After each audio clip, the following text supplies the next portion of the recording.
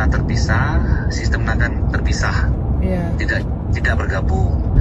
Nah, sehingga memang untuk Membata karena itu ada di Banda Aceh dan bisa mengcover Banda Aceh, Lumbata itu sekitaran Merduati, Belang Padang, termasuk kantor DPRK, Kodim gitu kan. Nah, sehingga untuk yang PLT di Lumbata ini hanya bisa diputar-putar situ aja, Bunda.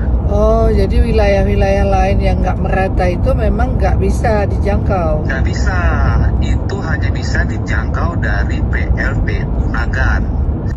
Normal itu ketika tower yang SUTT 150 kV itu bisa berdiri kembali, Bunda.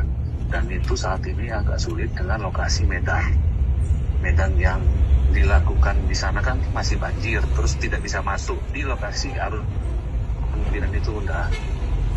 Ada ini nggak prediksi kira-kira 6-7 hari ke depan, Bunda. Bisa sampai 10 hari mungkin bisa juga, Bunda. Saya nggak bisa detail karena untuk mengakses ke sana aja didatangkan pesawat, didatangkan helikopter untuk mengantar material ke lokasi. Saat ini tuh masih banjir di sana, Bunda. Iya, iya.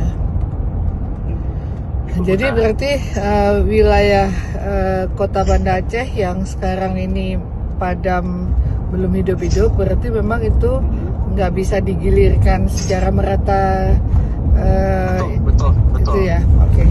Betul, Bunda. Itu Ya. mungkin, Bunda, informasinya. Oke, Terima kasih, Bunda. makasih banyak. Ya, baik, Bunda. Assalamualaikum.